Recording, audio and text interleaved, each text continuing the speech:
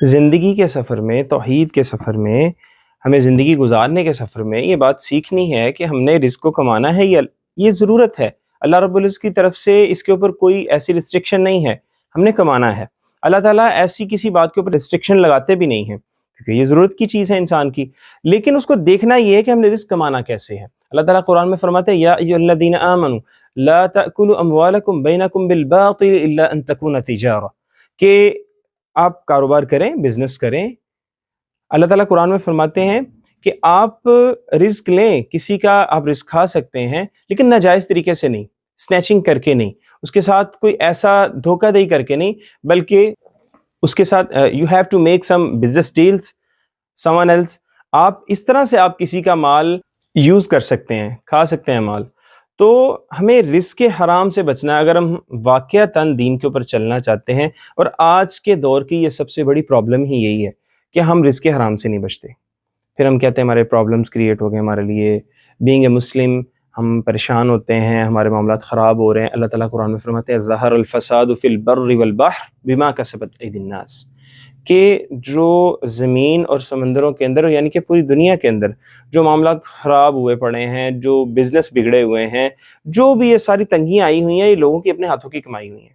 تو اس کے اندر ایک میجر پرابلم جو ہے وہ ہمارا حرام طریقے سے مال کا کمانا ہے۔ ایک انسان یہ سمجھتا ہے جب میں حرام طریقے سے مال کماؤں گا یا کسی بھی طریقے سے مال کماؤں گا تو اس کا کیا ہوگا کہ میرے پاس میں بہت زیادہ امیر ہو جاؤں گا، بہت زیادہ میرے پاس مال کی بہتات ہو جائے گی۔ تو یہ ہمیں حرام کماتے ہوئے یا حرام کمانے سے پہلے always we have to keep in our minds کہ جتنا ہماری قسمت کا رزق ہے نا ہمیں اتنا ہی ملے گا۔ نبی صلی اللہ علیہ وسلم نے فرمایا کہ رزق آپ کو ایسے تلاش کرتا ہے جیسے موت ایک انسان کو تلاش کرتی ہے۔ حضرت عمر فاروق رضی اللہ تعالیٰ عنہ کے دور کا میں ایک واقعہ سناتا ہوں کہ ایک شخص آتا ہے، عمر فاروق سے ایکوائر کرتا ہے کہ مجھے 2 درہم چاہیے۔ عمر فاروق فرماتے ہیں کہ ہم نماز ادا کر لیتے ہیں، اس کے بعد میں آپ کو ادا کر دیتا ہوں۔ جب نماز ادا کی تو وہ شخص نظر نہیں آیا۔ عمر فاروق رضی اللہ تعالیٰ عنہ نے اس کو تھوڑا، جیسے بندہ کانشیس ہوتا ہے کہ وہ کدھر گیا بندہ، اس کو دیکھا تو نظر نہیں آیا۔ وہ مسجد کے صحن میں ان کی زرہ پڑی ہوئی تھی، جو کہ ایک لوہے کا لباس ہوتا ہے، وہ جنگ کے دوران پہنا جاتا ہے۔ ان کے ذہن میں ہے کہ یہ زرہ کہاں گئی؟ ایسے ہی مسجد سے نکلے، باہر بازار کی طرف گئے تو وہاں پہ وہ زرہ پڑی ہوئی تھی۔ حضرت عمر فاروق نے سوال کیا اس بندے سے، یہ کہاں سے لیا آپ نے زرہ؟ وہ کہتے ہیں کہ اس طرح کے حلیے کا بندہ، اس کا گیٹ اپ اس نے ڈسکرائب کیا تو وہ وہی بندہ تھا جو ان کے پاس 2 درہم لینے کے لیے آیا تھا۔ فوراً سوال کیا کہ وہ کتنے کی دے کے گیا آپ کو، بیچ کے کتنے کی گیا؟ کہتے 2 درہم کی۔ تو عمر فاروق نے رضی اللہ تعالیٰ نے فرمایا کہ 2 درہم اس کی قسمت کے تھے، اس کو ملنے تھے، لیکن وہ حرام طریقے سے کما گیا، حرام طریقے سے لے گیا۔ یعنی جتنا آپ کی قسمت میں رزق لکھا ہوا ہے اتنا ہی آپ کو ملنا ہے۔ اللہ تعالیٰ جب انسان کو پیدا کرتے ہیں تو اس وقت اللہ تعالیٰ اس کا رزق یہ اچھا ہوگا برا ہوگا کیا اللہ رب العزت اس کا لکھ دیتے ہیں، پھر تقدیر معلق کے اوپر اس کو چھوڑ دیتے ہیں، اس کی ایفرٹس کے اوپر اس کو چھوڑ دیتے ہیں۔ سو جتنا کسی کی قسمت کا رزق ہے اس کو اتنا ہی ملنا ہے، اور جس وقت پہ لکھا ہے وہیں پہ اسی وقت پہ اس کو ملنا ہے، نہ پہلے ملے گا اس کو، نہ اس کو ڈیلے ہوگا، اور نہ ہی کم ملے گا اور نہ ہی اس سے زیادہ مل سکتا ہے۔ سو ہم رزق حرام کماتے ہوئے we have to always in our minds کہ ہمیں قسمت سے زیادہ نہیں ملے گا اور وقت سے پہلے نہیں ملے گا۔ جب ہمارے ذہنوں میں یہ بات ہوگی تو کبھی بھی ہم حرام کمانے کی طرف سوچیں گے بھی نہیں۔ اور یہی وہ بات تھی کہ جس چیز نے صحابہ اکرام کو بہت ہی زیادہ دور رکھا حرام کمانے سے، اور قرون اولیٰ کا وہ ٹائم تھا کہ ہسٹری کی بکس میں لکھا ہوا ہے، اسلامک ہسٹری کی بکس میں، کہ باقاعدہ سے لوگ اس طرح سونا کھلا پڑا ہوتا، بازار کھلے پڑے ہوتے، نماز کے لیے جاتے یا آگے پیچھے کسی کام جاتے، کوئی ہاتھ بھی نہیں، ٹچ بھی نہیں تھا کرتا۔ کیوں؟ ان کا پتہ ہوتا تھا یہ مال میرا نہیں ہے، اگر میرا ہوگا، جو میری قسمت کا ہوگا، حلال طریقے سے وہ مجھے مل جائے گا، میرے پاس خود چل کر آ جائے گا۔ اور آج بھی کتنے ہی ایسے کنٹریز ہیں کہ جہاں پر لوگوں کی یہ سوچ ہے، نماز کا ٹائم ہوتا ہے یا کہیں جاتے ہیں، ہم حج اور عمرہ کرنے جاتے ہیں، وہاں پہ دیکھتے ہیں تو سونے کی بڑی بڑی شاپس ہوتی ہیں اور بہت سی بڑی بڑی شاپس ہوتی ہیں، وہ ایسے اوپن پڑی ہوتی ہیں، لوگ نماز پڑھنے کے لیے چلے جاتے ہیں، کوئی بندہ بھی ان کو چھیڑتا نہیں ہے، کیونکہ وہاں کا سسٹم ہے اور لوگوں کے ذہن میں ہوتا ہے کہ یہ ہماری قسمت کا نہیں ہے۔ سو یہ باتیں ذہن میں رکھنی چاہیے. اور اسلام کے دور ادوار کی باتیں بھی ہم ایسی سنتے ہیں کہ لوگ کسی کے رزق کو ہاتھ نہیں تھے لگاتے، کیونکہ ان کے ذہنوں کے اندر یہ بات تھی کہ ہماری قسمت کا ہوگا تو ہمیں مل جائے گا. اس لیے جب یہ ذہن میں بات ہوگی نا، تو بھی انسان کی فطرت ہے کہ وہ ناجائز یا حرام طریقے سے مال نہیں کمائے گا. اس کو پتہ ہے میری قسمت کا مجھے مل جانا ہے. جو حرام طریقے سے مال کمانا ہے، آج کی یہ سب سے بڑی پرابلم اس طرح سے بن چکی ہے کہ یہ قیامت کی نشانیوں میں سے ایک نشانی ہے.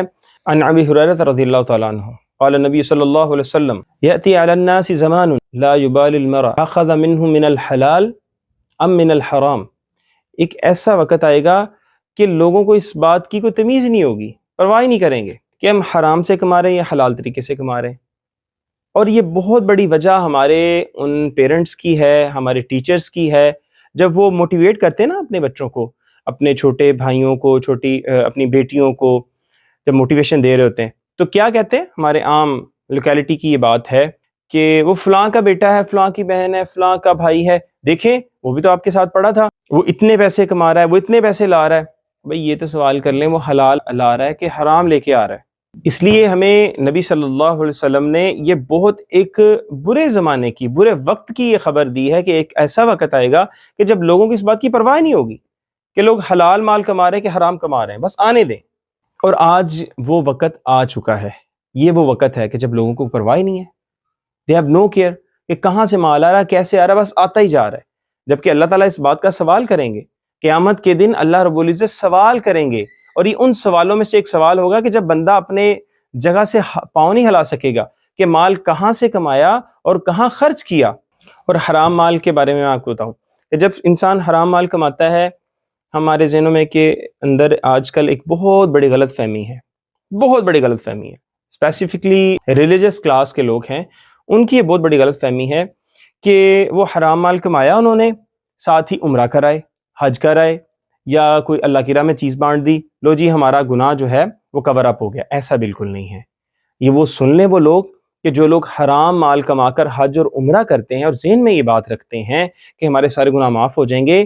تو نبی صلی اللہ علیہ وسلم کی حدیث ہے کہ خانہ کعبہ کے اندر ایک شخص آتا ہے، آ کے وہ پکارتا ہے اللہ کو، یا رب یا رب، معافیاں مانگتا ہے، اللہ کو پکارتا ہے. تو نبی صلی اللہ علیہ وسلم فرماتے ہیں کہ اللہ تعالیٰ اس کے بارے میں کہتے ہیں میں اس کی بات کیسے سنوں؟ اس کا پینا حرام کا، اس کا کھانا حرام کا، اس نے جو لباس پہنا ہے وہ حرام مال سے ہے، میں اس کی بات کیسے سن لوں؟ جب ایک انسان حرام مال کماتا ہے، حرام کھاتا ہے، اپنی اولاد کو کھلاتا ہے، تو کیا اس کا نقصان ہوتا ہے کہ اس کی عبادت بھی قبول نہیں ہوتی، کچھ بھی قبول نہیں ہوتا اس کا. تو اس لیے ہم حلال طریقے سے مال کمائیں. اگر اب واقعتاً ہم اپنے حالات کو صحیح کرنا چاہتے ہیں، اگر ہم اپنی اولادوں کو نیک بنانا چاہتے ہیں. لوگوں کو یہ اولاد ہاتھ سے نکل گئی ہے. اولاد کی تربیت کرنے کے ساتھ ساتھ ایک یہ بہت بڑا اس کا عمل دخل ہوتا ہے کہ اولاد کو حلال کا لقمہ کھلایا گیا ہو. اولاد کو حلال کا لقمہ کھلایا گیا ہو نا، تو 90% ان کی ویسی تربیت اللہ رب العزت ان کی کر دیتے ہیں. وہ صحیح بچے آپ کی فرما برداری کے اندر آ جاتے ہیں. اونلی 10% جو رہ جاتا ہے پیچھے، وہ آپ نے خود سے کرنا ہوتا ہے. ادروائز بچوں کو حلال مال کمایا ہو، محنت سے حلال مال کما کے کھلایا ہو، بچے ویسے ہی بہت ہی زیادہ نیک اور فرما بردار ہوتے ہیں.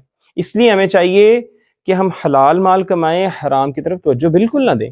کتنے ایسے لوگ ہیں کہ جو حرام مال کماتے ہیں اور پھر حرام مال کمانے کے بعد دنیا سے چلے جاتے ہیں.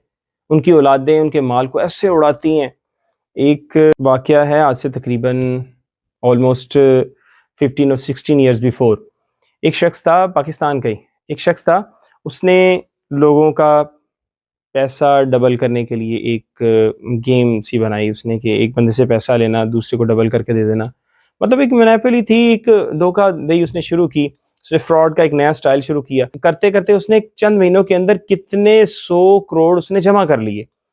اب وہ پکڑا گیا. پکڑنے کے بعد اس کو سزا ہوئی. سزا جب ہو جاتی ہے تو وہ مال اس کا تھا. اب 7-8 ارب روپیہ اس کو مل گیا. اس نے ایک شہر کے اندر جا کے اپنا گھر بنایا. گھر بنانے کے بعد اب جی کاروبار شروع کر دیا. تو 6-7 مہینوں کے بعد اس کو ہارٹ اٹیک آیا. وہ اللہ کے پاس چلا گیا، فوت ہو گیا. اب ذرا امیجن کریں کہ جن لوگوں کے اس نے پیسے رکھے تھے، جن لوگوں سے اس نے پیسے چھینے تھے غلط طریقے سے، ان لوگوں نے اتنی بددعائیں اس کو دی. میں نے آنکھوں سے دیکھا ان لوگوں کو. کیا بنا ہوگا اس کا؟ کیا فائدہ ملا؟ اس کی اولاد نے ساری عیاشیاں کی اس مال کے اوپر، جبکہ سارا گناہ ذمہ داری اس مال کی کس کی تھی؟ اس شخص کی. اس لیے ہمیں حرام کمانے کا فائدہ کیا ہے؟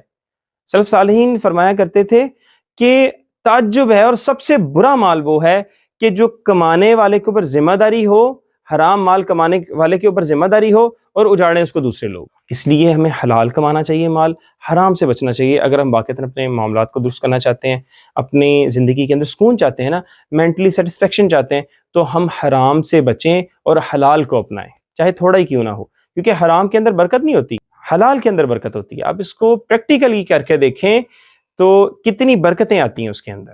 انشاءاللہ تعالیٰ اللہ تعالیٰ رحمتیں کریں گے اور اس کو حلال کو بڑھا دیتے ہیں اللہ تعالیٰ۔